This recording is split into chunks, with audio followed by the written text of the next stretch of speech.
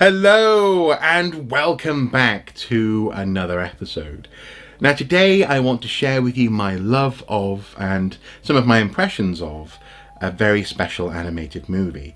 I speak of course of Castle in the Sky, the 1986 Studio Ghibli film. Now in this video there will be, I suppose, inevitably some element of spoilers, but this is a very old movie, and if you haven't seen it yet then do check it out, and then obviously come back and share your experiences. But I feel fairly safe talking about this film, which is almost as old as I am. I was born only 2 years before this came out. Now, Castle in the Sky, interestingly, is the first Studio Ghibli film technically, but many people consider the first Ghibli-like film to be Nausicaa, Valley of the Wind. But that actually was released by Hayao Miyazaki before the studio got going. So technically Castle in the Sky is the first. Now technically Castle in the Sky was first known as Laputa, Castle in the Sky. Laputa : Castle in the Sky. But there was an issue with the name. You see, in Spanish-speaking parts of the world, obviously Spain, Mexico, parts of South America, Laputa is is a bit of an insult. It means essentially whore, or lady of the night, prostitute. And so that was an unforeseen issue with the title, which Miyazaki went on to apologise for. Obviously, whore, Castle in the Sky, isn't exactly the most enticing name for a children's film. But the problem is that in Japanese and also in English, Laputa means nothing, really. It's actually, the name actually stems from the Gulliver's Travels. And it is, in fact, in Gulliver's Travels, an island that hovers in the sky, that's powered by and controlled by the people who live on the island, much like Laputa is in this animation.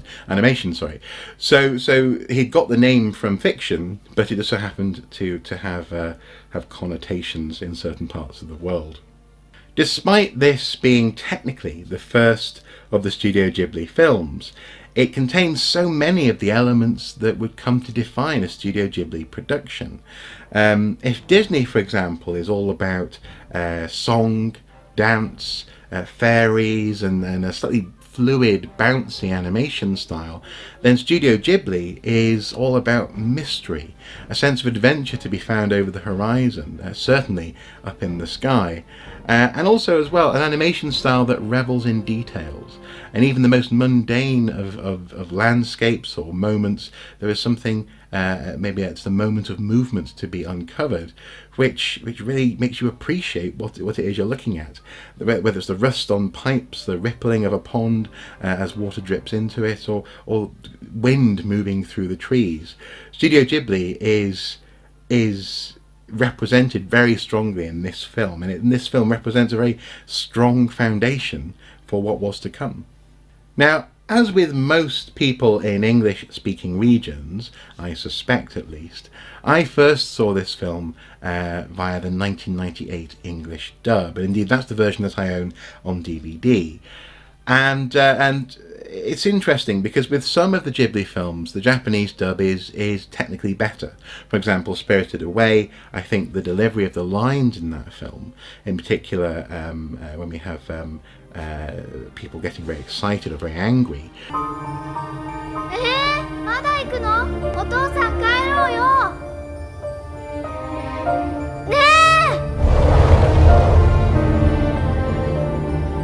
It's just better in Japanese. It makes more sense the way it's animated. Whereas in this film, actually, I think that the characterization of Shita by Anna Paquin, she was 17 at the time, and also Patsu by James Van Der Beek, he was 21 at the time. The characterization of those two characters really comes through in the English dub. Most people think it's just a legend, but my dad actually saw it. Nobody believed him. I am going to prove that my dad was no liar. Look, my stone's glowing. It's been in my family as long as I can remember. I understand, especially for example Patsu's character, because of the performance and because of how it's delivered. You get the slightly clumsy, innocent and lovely nature of the person through the dub. So for me at least, the English dub is the one to go with. And the two protagonists meet at the beginning of the film in the most exciting and beautiful way. There is a raid on an airship, and pirates, who we think at this point are the bad guys, are apparently trying to kidnap a little girl, Sheeta. Now she ends up, through various means, essentially falling out of the window and plummeting apparently to her death through the clouds. And it's strangely beautiful. You don't actually, well, you do initially feel the shock, but you feel quite serene as she falls, and she is essentially unconscious until suddenly her necklace saves her. With a great flare of greenish blue light, she starts to float slowly to the ground. Now our other hero, Patsu, sees Sheeta falling, or at least sees the light falling to the ground, runs to catch her, and from there on the adventure really begins. Now it's worthwhile pointing out that Sheeta has fallen into a vision of an industrial landscape that is both ugly and beautiful at the same time. I very much appreciate the way that Studio Ghibli has portrayed what is a very familiar landscape to me. Being from Wales, I love the mountains, but also as well I am familiar with the mining tradition. And actually, apparently, this whole sequence, that Patsu's village, where Patsu's working, the people in the village, are directly inspired by a trip that Hayao Miyazaki took to Wales in 1984, I believe, so actually the year I was born, when he saw miners on strike, miners fighting the man, as it were, fighting for their rights. And he admired that. He saw a similar sort of struggle with Japanese coal miners, for example, fighting for their rights, especially, for example, union rights and conditions. And he very much admired the way that the Welsh were conducting themselves. And so he put some of that into this film very, very strongly, in so much as there's a point when a very burly, strong man is kind of showing off how muscly he is by sort of flexing his muscles and popping the buttons on his shirt. And it's full of humour. It's full of a sort of strange sense of nostalgia, but also you get a strong sense that this is a hard life, that these people are really singing for and working for their supper. This film is set during a sort of a fictional late 19th, early 20th century, and this is reflected not only in the technology in the village where Patsu is working and where they're doing their coal mining, but also actually in, for example, the military who turn up later in the film. There's a strong sense of this being almost like a kind of like, I suppose, Germany and Britain combined in some sort of just prior to First World War sort of timeline. So it's not set in the real world, but it's set in a very familiar world. Now it's not long before Sheeta and Patsu are being chased through the town. Both the pirates who were after Sheeta at the beginning of the movie, but also actually the people who were escorting her in the airship, the military, are trying to track them down. And this actually leads into an excellent, really excellent Indiana Jones-esque, dare I say, sequence of events where there's multiple vehicles being used, they're rolling down hills, they're shooting at each other, there's things collapsing. But ultimately, after this incredibly impressive set piece, where actually the military ends up blowing up this whole massive sort of railway mining portion of the town, the two protagonists fall deep into the earth. And once again, the necklace saves them. It is this sort of transition from the hyper reality of the mining village to once again having this magical thing that again this is why I love Studio Ghibli. And everyone watches the two descend, the light disappears, and before you know it, they're underground. And this is once again where the animation really shines, because there is a quietness to be found deep underground, where the mines have been long abandoned, seams have dried up, and now all you have is the drip of the artesian waters, and the light as it appears and then disappears as our two heroes pass by. It is these moments of quiet after the high drama of the chase that just mark this film out as special. It's not afraid to take its time. And so our heroes bump into an interesting little old man. He's essentially living underground. It seems like he's a miner who has taken leave of the world above ground and is living out the rest of his days in the caves, in the Underdark, as my friend would say. But in this spirit of sort of taking time, there is a little pause here, and we have a moment to think about the earth, about what it is to be a miner, to have a relationship with the stones that you're excavating, and also actually our heroes learn that there is in fact a castle in the sky, powered by the same rocks that our hero's necklace is made out of, a material called Ethereum. Now this castle in the sky was hinted at right at the beginning of the film. Patsu has an ambition to fly to try and find that castle because his dad once took a photo of it on a flying expedition. And this is where actually the personal passions of Hayao Miyazaki really come to the fore. Hayao Miyazaki loves flight and flying. This was really made explicit in the film The Wind Rises, which is all about an aeroplane designer. And all the way through Ghibli movies, we see another staple, as it were, of these films. That is flight and a wonder in the openness of the sky. In Howl's Moving Castle, in Kiki's Delivery Service, in in Spirited Away, but also certainly in for example, this film, we see all sorts of weird and wonderful flying machines.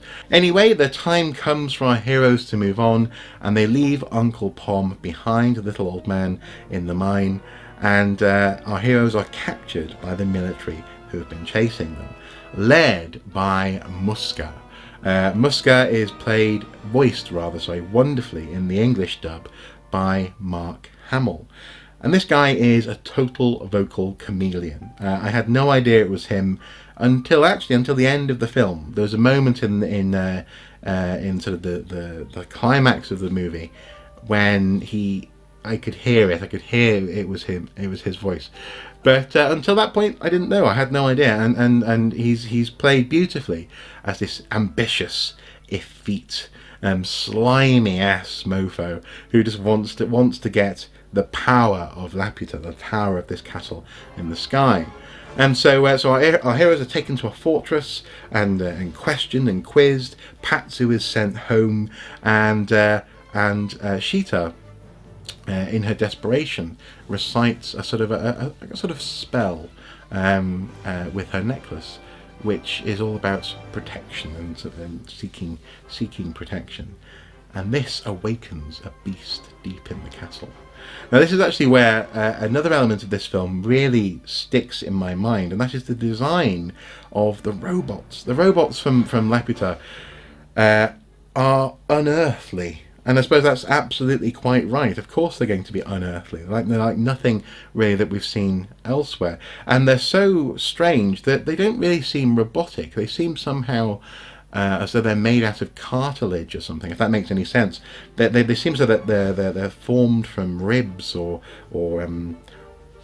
they're like something from underwater, which is perfect because this robot proceeds to trash the castle single-handedly, and bearing in mind also this particular robot isn't in the best condition anyway. It's been put back together by very shoddy military hands.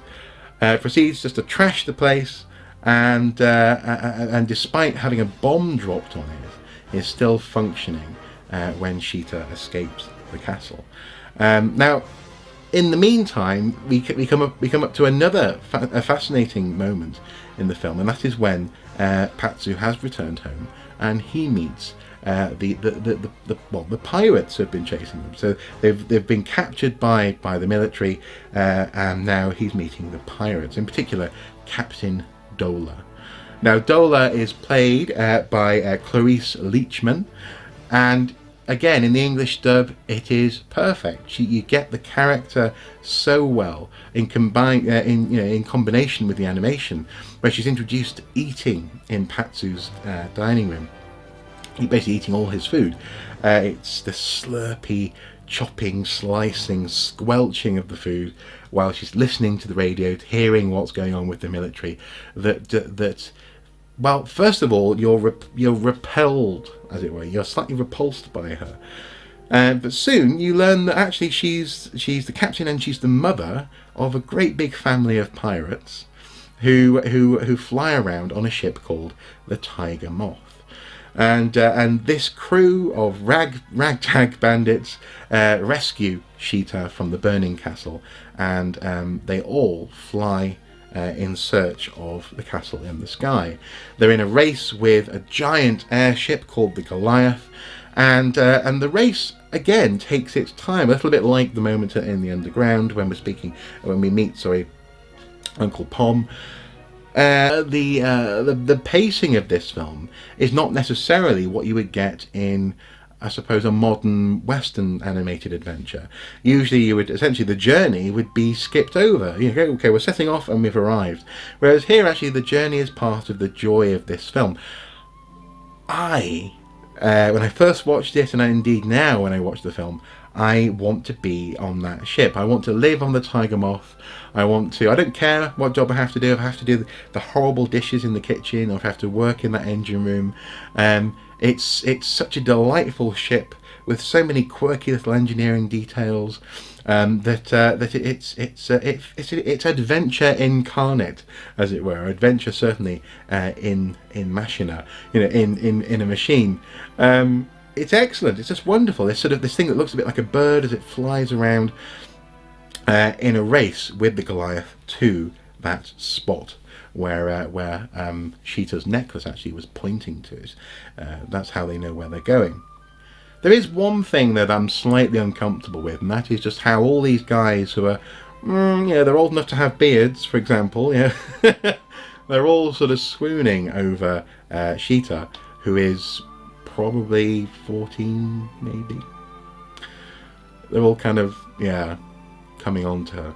That makes me feel slightly uncomfortable. But anyway, let's not dwell on that, because before we know it, Sheeta and Patsu are up in the crow's nest, trying to get a better view of where they're heading. The clouds have come in. They can't break cloud cover unless the Goliath will shoot cannons at them. So they have to send up their crow's nest on a cable as a little glider.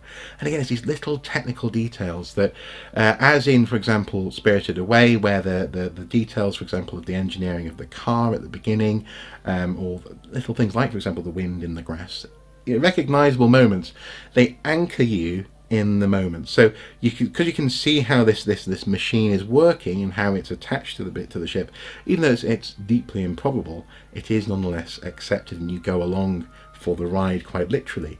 And this, I think, is something which again is a marker of Ghibli films. They anchor the amazing and the remarkable and the unbelievable in a real world, in a world that they meticulously create. And so here, when they're on the little hang glider, they're trying to communicate back to the main ship, and when they break free of that by accident and end up landing on Laputa, you just go with it. You're not asking how that's possible. You're strapped in for the ride. Ironically, you might think, the third act of the film for me is the least interesting. When they arrive on the castle, for a start, they don't focus really on the things that I would be most interested in. I would want to explore every nook and cranny of that place.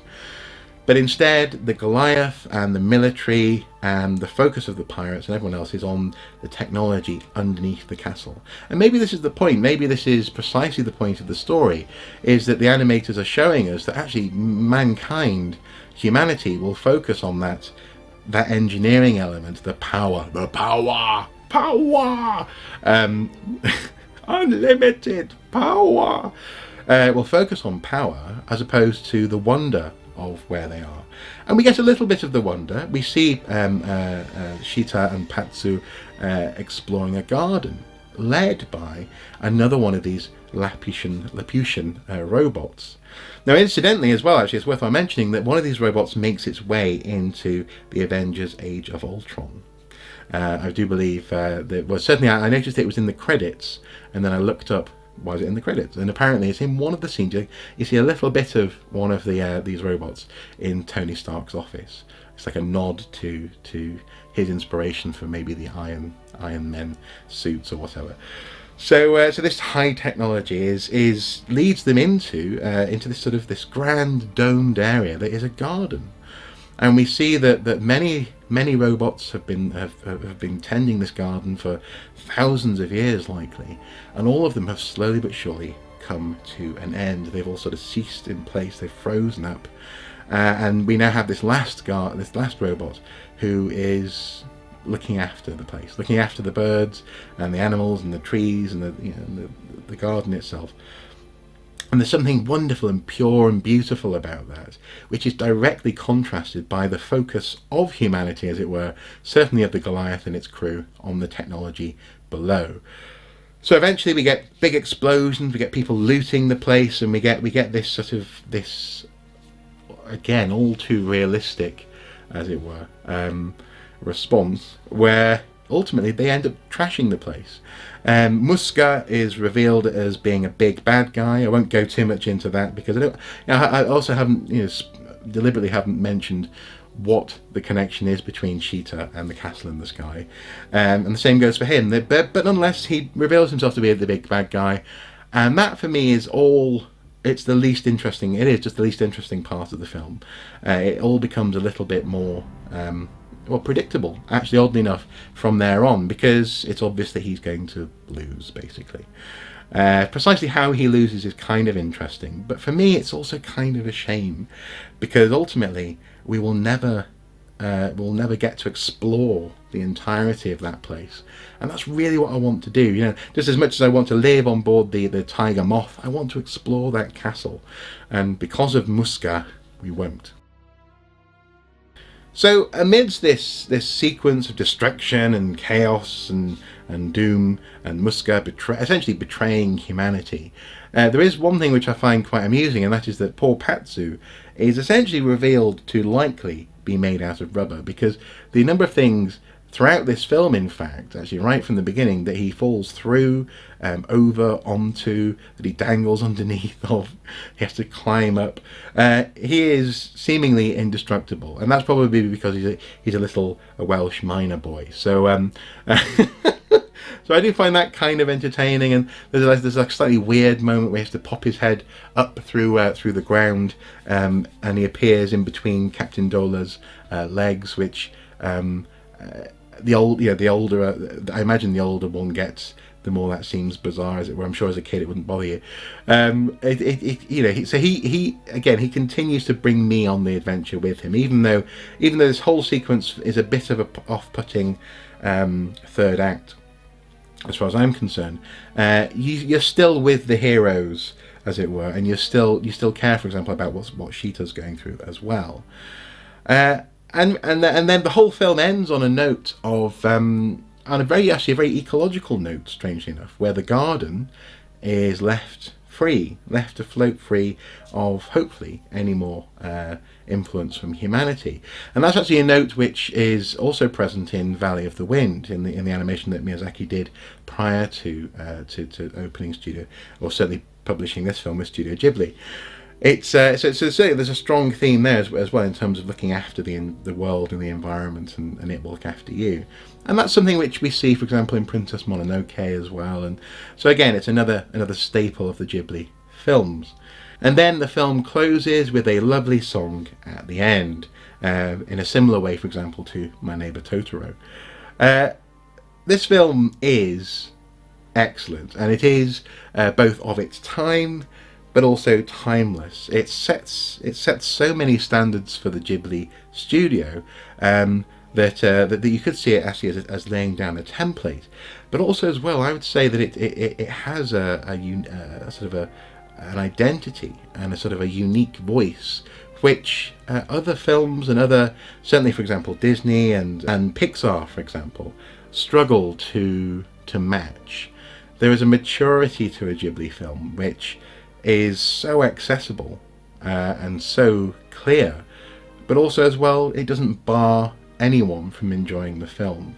And where, for example, we may praise certain, for example, The Incredibles is an excellent film from Pixar, which illustrates the family dynamic through superpowers. I love that film. I love how elegant that is. Ghibli films have a certain gentle elegance to them, which I think is just unmatched by anyone else. So I will always be an evangelist for Studio Ghibli. So, in summary, I love this film. I really do, and I know I'm not alone. I know that loving Studio Ghibli animations is, for some people, it's become a bit of a fashion trend, really. But I can promise you that I'm certainly not just jumping on a bandwagon. You know, for me, Japanese animation and the different anime studios and houses are interesting and distinctive, and they all have something to offer. But Ghibli, as an entity, as a sort of a powerhouse of creative artwork and beauty, is a studio which I will always come back to because of the elegance and the beauty and the effortless charm of their films. So I'm undoubtedly going to talk about other Studio Ghibli films in the future on this channel. I'm bound to talk about, for example, Howl's Moving Castle. Yeah, it's again one of my favourites. But don't let the fact that lots of people like it put you off watching it. It's worth watching, and if nothing else, I defy you not to love Captain Dola's pirate crew. I want to sign up, and hopefully you will too. Anyway, guys, I'm going to leave it there. As ever, until next time, do take care.